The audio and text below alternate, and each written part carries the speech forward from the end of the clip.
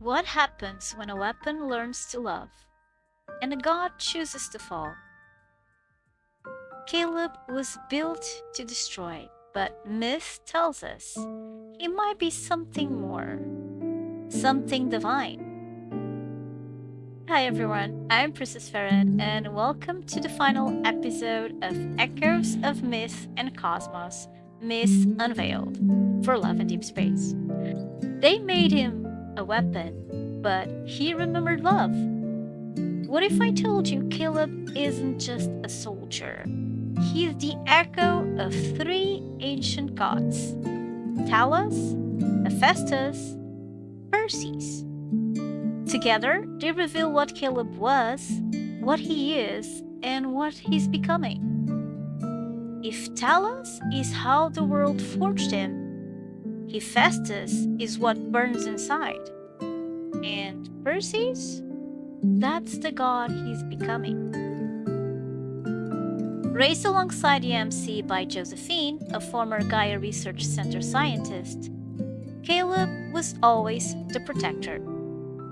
Older, careful, devoted to his pipsqueak, doing all he could to ensure she was safe and happy. He studied at the Aerospace Academy in Skyhaven, but always returned during breaks to see Grandma and the MC. That is, until tragedy struck. An explosion killed Josephine and seemingly took Caleb's life too. But he wasn't that. He returns later as Colonel of the Far Space Fleet, now with a mechanically enhanced arm, the result of grievous injuries and modifications done during his mysterious absence. The boy is now a weapon. Time to travel further through the deep space tunnel.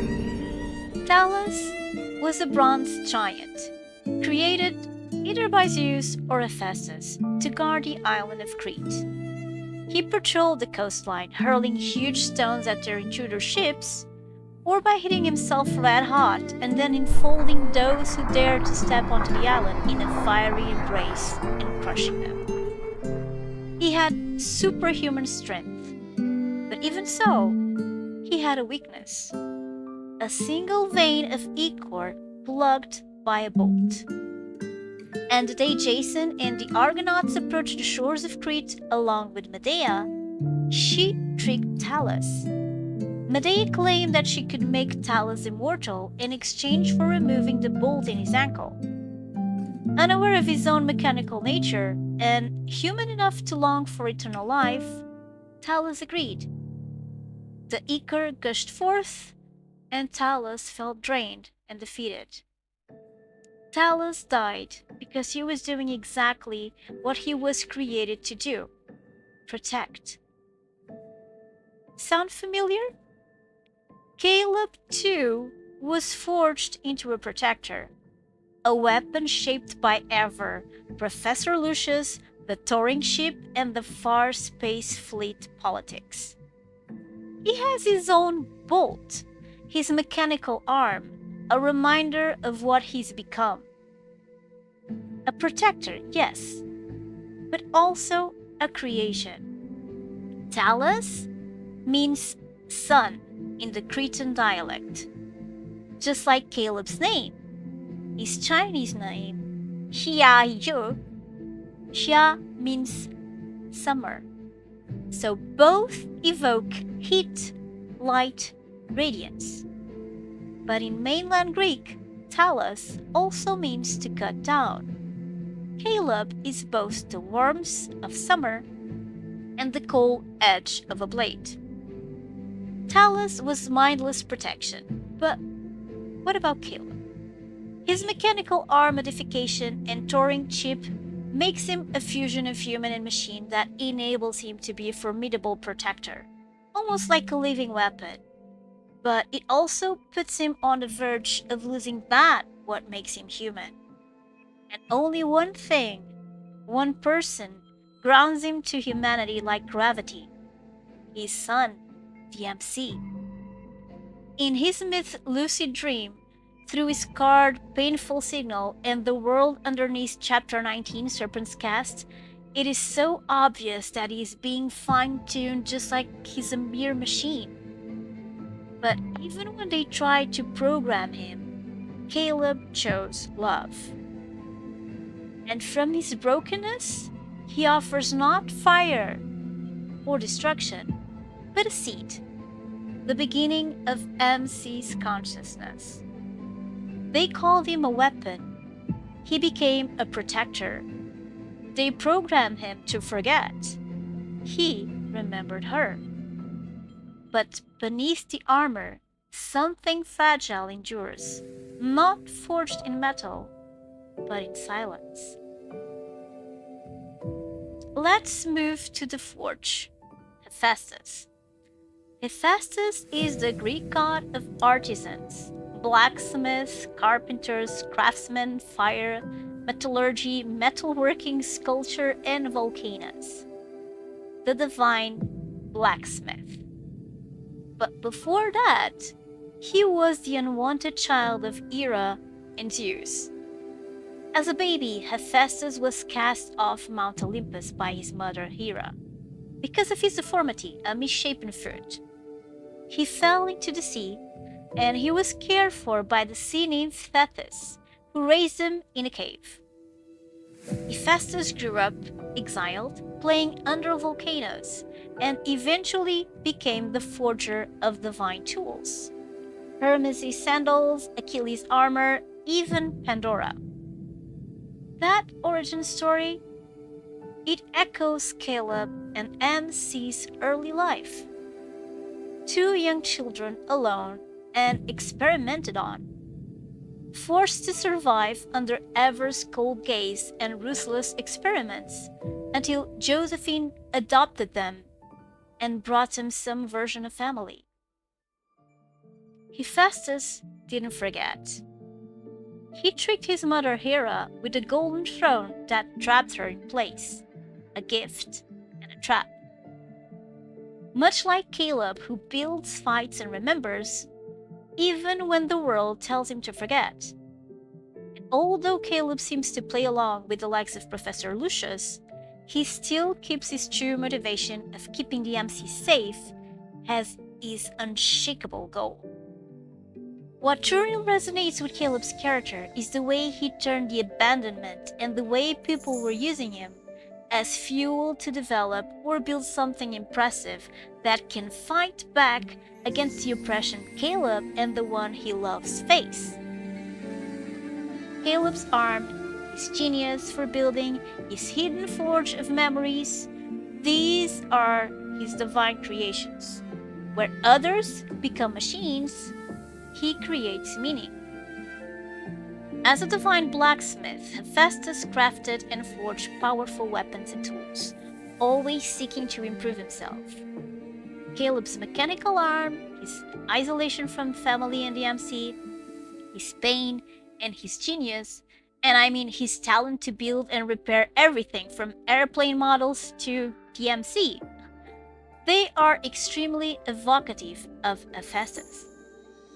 Caleb's forged body, his enhanced arm, mirrors Hephaestus' work with automata and his own physical disability. Unwanted, but necessary. Both are cast aside, yet indispensable due to their powers. Both are emotionally complex creators. Hephaestus built Pandora, who unknowingly brought destruction. Caleb gives MC the silver globe fruit, the catalyst for her awakening and rebellion, which inadvertently ends up causing the destruction of both of them in his decoherence myth. And of course, we have to remember the way Caleb basically reconstructed his true home, the house he lived in with MC and Grandma Josephine. Both of their stories emphasize themes of transformation through pain, both embodying the idea of refining the soul or creating meaning through suffering. Like Hephaestus, Caleb bears the weight of his own creations and the pain that forged them. I would also like to highlight Caleb's internal life. His relationship with the MC and the effort it takes to still care despite the progressive influence of the Turing chip and Evers experiments whose aim is to turn him into a mindless killing machine. It's impressive and definitely superhuman. For example, we see how his adjutant Liam failed to do the same.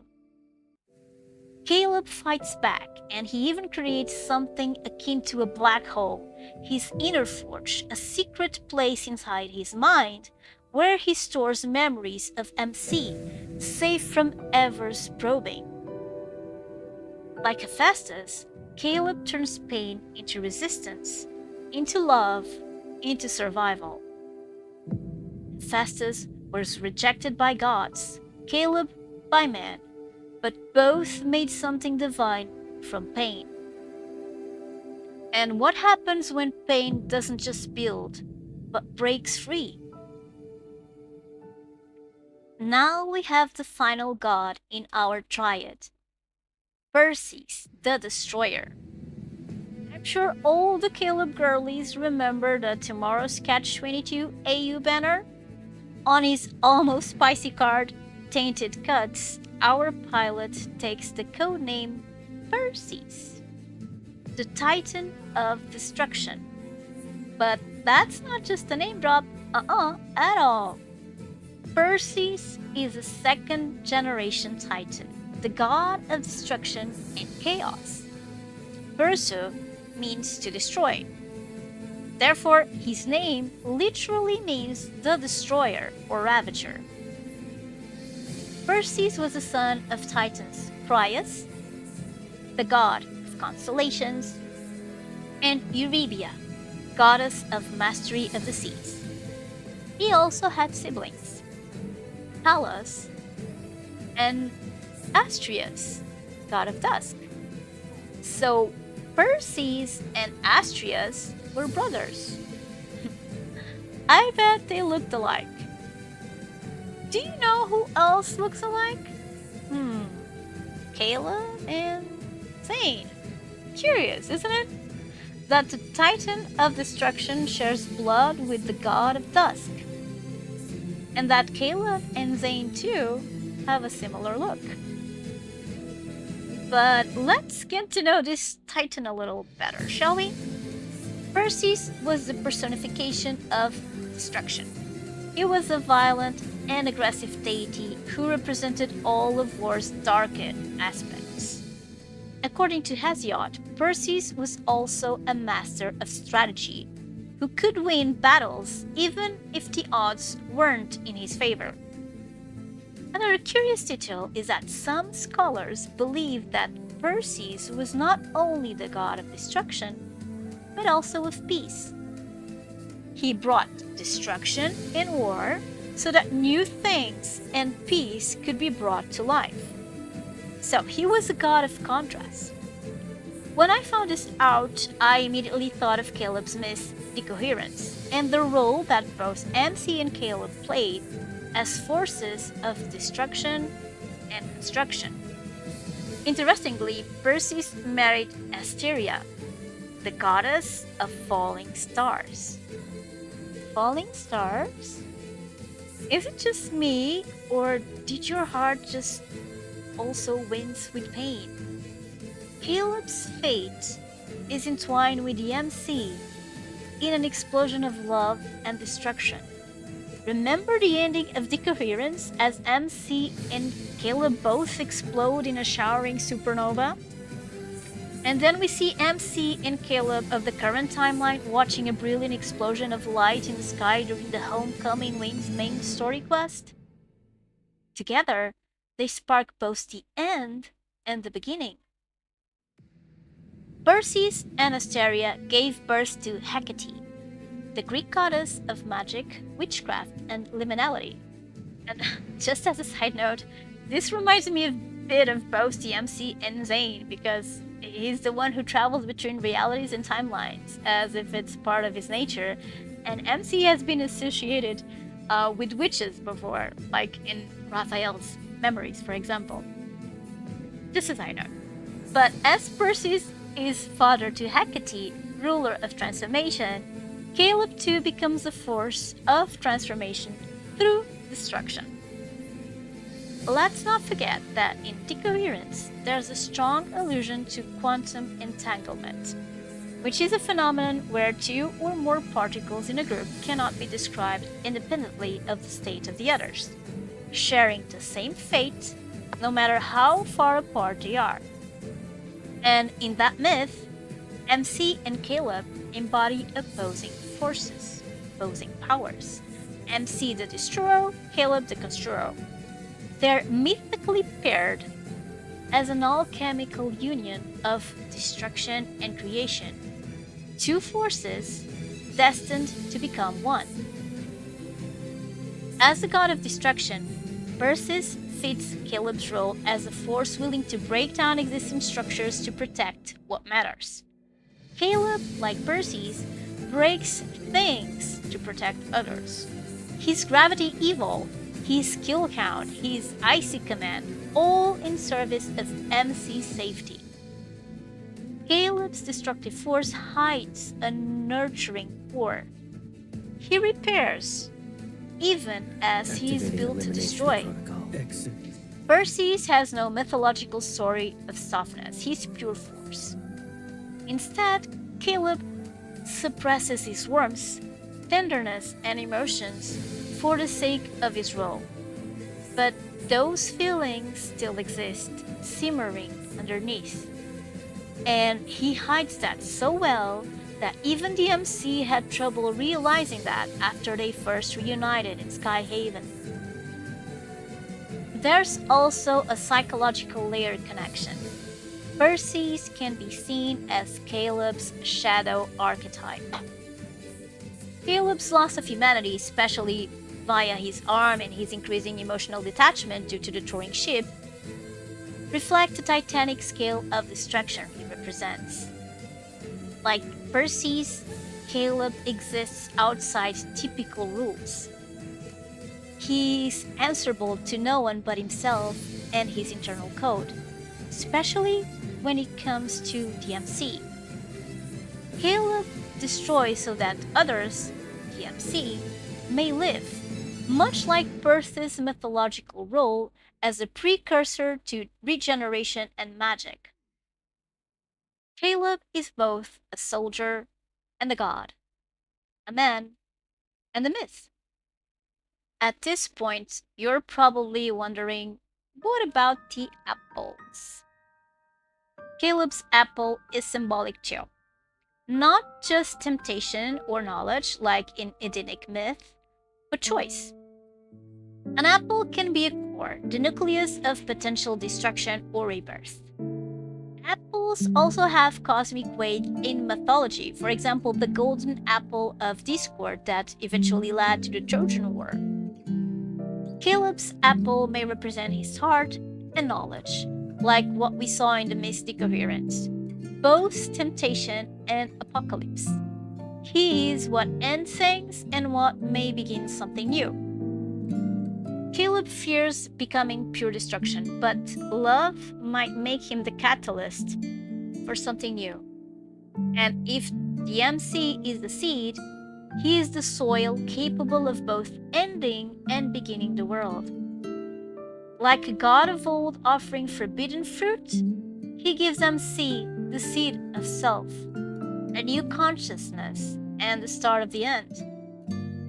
So the duality of Caleb's nature, a kind, nurturing boy turned cold instrument of destruction, fits Perses exceptionally well if we interpret Perses not just as destruction, but as a catalyst. And that also connects to alchemy, alchemical marriage, which consists in the inner union of opposing forces, or of the sun and the moon, or sulfur and mercury, to forge a path to spiritual immortality. On a personal level, it represents the integration of your own psyche to create a more whole and divine self.